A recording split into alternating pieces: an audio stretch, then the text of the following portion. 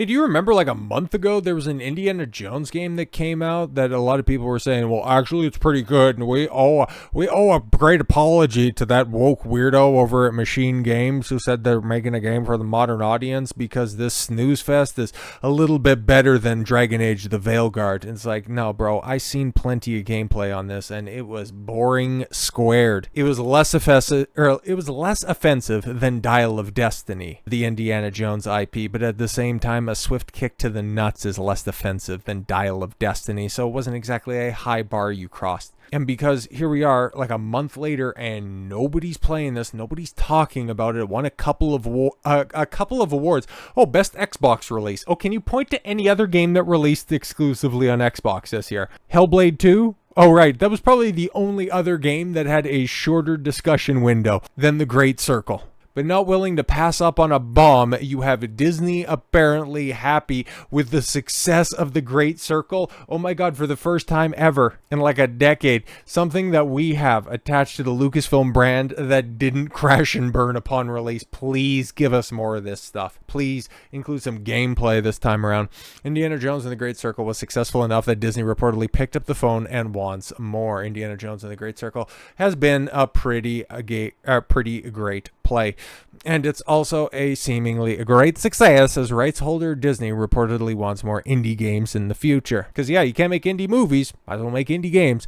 Comes courtesy of Windows Central journalist and leaker Jez Corden, who said, I heard that Disney picked up the phone and wants more Indiana Jones. Okay, in an episode of the Xbox 2 podcast. Now, weeks after Machine Games and Bethesda launched their own first-person take on the iconic Tomb Raider's adventures. Earlier this month, Lucasfilm Games Vice President and General Manager Douglas Riley spoke about the possibility of more whip-cracking adaptations, too. And while nothing's officially in development, Riley said the teams are always looking for great stories. Hopefully you find one if you get a sequel, because it's very interesting, right? Like, you get all of these nebulous assertions that, oh, the game's performing well. Oh, we're so happy that we got a bunch of industry credits out of it. But how well did the game ship? Okay, who is still talking about this game, right? Because within a month of release, hell, within a couple of weeks of release, the game nosedived. And we got the Steam charts here right now to prove it, okay? I've got it pulled out all the way from release, okay? The game peaked, okay? The game peaked at 12,000 concurrent players. It had the early access period, but on Steam, peaked at 12,138 players. Got real close to the next weekend, but then after that, now we're dealing with 1,700, probably fewer than that by the time. 999 players right now. You see me refresh this in real time. Under 1,000 people playing the game for the first time ever, okay? Nobody's playing this game a little over a month later. It's shit. It's trash. But there's simps that are out there. Okay, Pirate Nation, what went wrong? Well-known IP, probably one of the most graphically advanced games right now. It's fine. Almost forgotten after 1 week. And then you got simps like this. Nothing went wrong. LOL, this is false. We're just very used to seeing updates for live service multiplayer games. No. Okay, God of War Ragnarok did exceptionally well. Final Fantasy VII Rebirth. I can go ahead and tout my favorite game. Conversations were going on for a very long time afterwards. The production team said that the game sold well. Square Enix said, it missed sales expectations, but Square Enix has an incredibly skewed perception of how well a game can sell, and we're about to see how well Rebirth is going to perform on Steam, and we'll be able to do an apples-to-apples comparison with Indiana Jones, the game that had simultaneous release on Steam, as opposed to the 1 year removed for Rebirth. Indiana Jones and the Great Circle as a single player released 13 days ago, hasn't received DLC yet. I don't think that there's any plans for it either, and is in the top 10 most played Xbox games. What in the blue hell does that even mean? And that's far from being forgotten about. I mean, at this point in time, bro, it's done. Nobody's talking about it. The game is over. And that's fine. Normally, when it comes to single-player games, people play through the game, you like it, you move on with your day. That's fine. I love those type of games. Outside of certain Halo games, when it comes to the type of stuff that I gravitate towards, it's normally single-player experiences. Big, long RPGs, action-adventure games. Hell, ones that are inspired by Indiana Jones. A lot of the Uncharted games are right up there in my top 10 favorites. It's just nobody was talking about this game when it released. Few people were playing it, and that's why a sequel isn't immediately greenlit or being discussed. Because what went wrong? What went wrong? Well, there's another aspect to this, okay? and we can look at the Steam charts and dissect those flagging numbers as much as we want. We also have to realize that this game also came out on Game Pass, and that's very likely where a vast majority of the players are experiencing, playing, giving a try, getting bored out of their mind, leaving it on because they're falling asleep too. But Game Pass is an unsustainable business model. Covered a story, I think it was in the fall or something like that, a little while ago, where it was stagnating numbers. Xbox and Microsoft got the report where fewer people are checking out Game Pass, staying consistent users, and that you continue to make these big budget games, and if they aren't performing, you are wasting your money. And that's why Xbox seems to be at such a gigantic crossroads. You're trying to be the Netflix of gaming, when in reality, Netflix can barely maintain being Netflix. But you see here, Xbox Game Pass games can lose around 80% of its expected premium sales on Xbox. Yeah, exactly, because you can go ahead and play a game that somebody might have been interested in. Hell, they might like it. Or there was a point in time where you would buy a game just because you got a good review, you had good word of mouth from people that you respected, you went and checked it out. It might not have been your cup of tea, but you like what you'd experienced to begin with. Or if you want to be a real old man on this one, over the weekend, or if you had a couple of days off, you'd go down to Blockbuster, Rogers Video, Hollywood Video, and you'd go down and you'd rent that game for 3 or 5 days, take it for a test drive, and you might buy it afterwards. But now, if you just get the entire game for free for an indeterminate amount of time for however much you spend on a subscription service a month, what's the point of supporting the industry? You're just simply supporting Microsoft. You're supporting Xbox, and they're distributing their diminishing returns to all of their beleaguered studios, the ones at least that they aren't shutting down, and you're wondering why the content continues to suffer. A new report alleges that Xbox Game Pass games can lose around 80% of its expected premium sales on Xbox. Former games industry head Christopher Dring conducted a Q&A session with Install Base, where it was asked about game subscriptions such as Xbox Game Pass. Specifically, a user named Undead Warrior asked, as someone without access to the numbers, I always wondered how much popular sentiment aligns with the market perception. In this specific case, I wonder about game subscription services. Years ago, they were touted as the future and purely additive. And now the sentiment seems a lot more dour. Is this reflected at all on the other side of the curtain? Is it something developers talk about?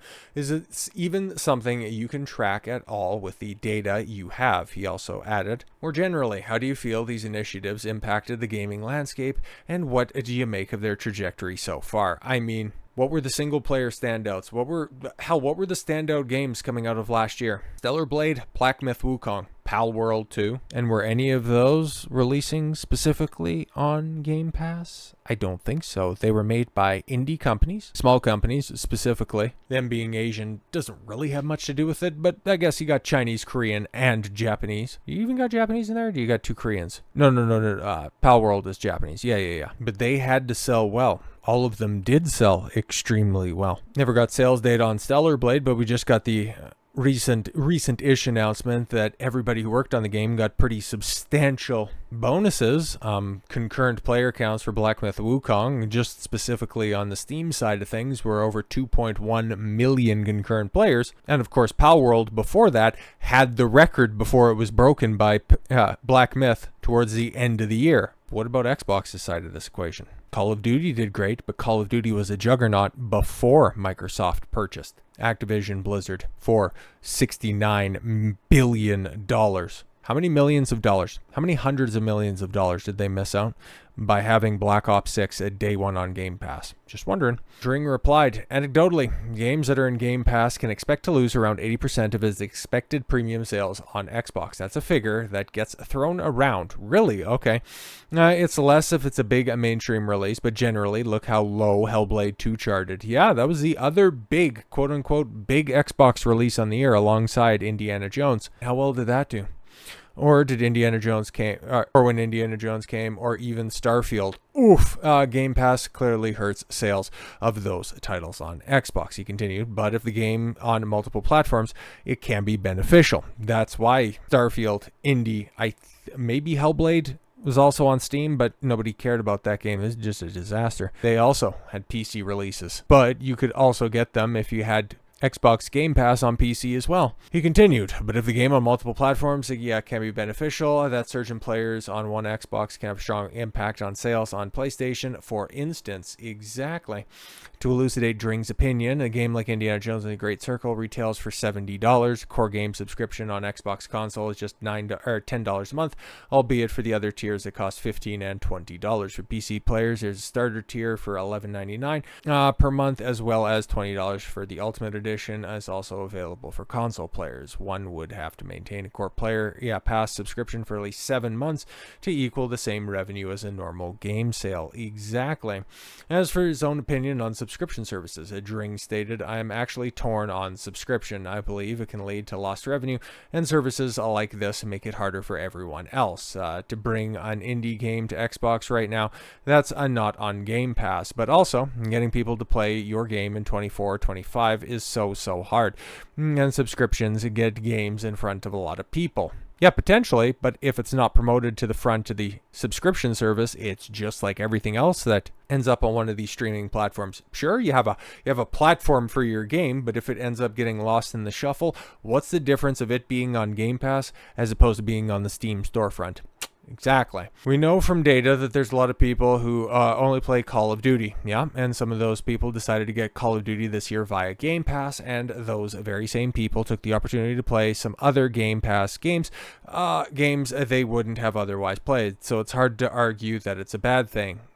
That's my on the fence answer. No, that is fair enough. It's just those Call of Duty players, they're basically saving themselves $50 and checking out games that they otherwise never would have played, and you cannot quantify if they're ever going to play them again. It's like a demo disc, okay? If you really want to be an old man about this stuff, okay? It's like getting a demo disc. I remember the one specifically that I had. It had an Armored Core demo and Parappa the Rapper, and it had something else that was on there, but I played the shit out of those two games. Guess what demos never encouraged me to buy those games? Never bought an Armored Core game, and I never bought Parappa the Rapper, but I played the piss out of those demos because I had that disc. It's the same thing with these streaming services now, except for now you get access to the entire game. If you find an indie game that's great, cool, you could probably just blitz through it all you want, and in a month's time you might be able to beat it in between games of Call of Duty, of course. I would consider it a value negative proposition. Next t-shirt. As for the trajectory, although subscriptions have a decent audience, there's been not too much growth recently. Yes, we're waiting to see that the Call of Duty impact. After a couple of months, after people get their fill of it, and then just wait for next year. Have to see how that works in a world where the biggest games are free, hundreds of hours long. Yes, the idea of the majority of gamers will be accessing their games via a subscription service seems fanciful. That's my less than on the fence answer. Back in February of 2024, Xbox boss Phil Spencer claimed Game Pass had 34 million subscriptions. That's 9 million more than January of 2022, and the company had announced that it had attained 25 million subscribers. Not exactly fantastic growth across 2 years. Furthermore, Spencer noted many of these new subscriptions were coming from PC and the cloud. When there's a number of fixed console players on the planet, you're not going to grow Game Pass forever by shipping just on consoles. So we're seeing really significant growth on PC, which is great, and cloud. Exactly. So what is an Xbox? Everything is an Xbox. That's why they're moving to this model. As Dring notes, the commercial viability of Indiana Jones and the Great Circle is likely affected by the game being on Game Pass. According to True Achievements, the game was the 32nd most played Xbox title of 2024, despite releasing in December at the end of the year. Yeah, but it would have been massively behind a lot of sports games, racing, or not even racing games anymore. Hell, they don't even do too many of those, but mostly, just sports games and shooter games. Okay, free-to-play games and Call of Duty. That's basically what dominates those charts. We looked at that before. I forget which title it was, but who knows what that really means, because we're never going to get concrete numbers of how many people played on Xbox, how many people played on Game Pass, but we can take a look at those Steam numbers and realize that Indiana Jones was not the hit that they're trying to make it out to be, and that Game Pass as a service is another reason why Xbox is letting their studios looking a lot like that screenshot from Hellblade 2, a game that also nobody played. So with all that said, thank you all very much for the gift of your time. I've been Don Consuelo. I want you to follow your gut and get after it. Take care, everyone.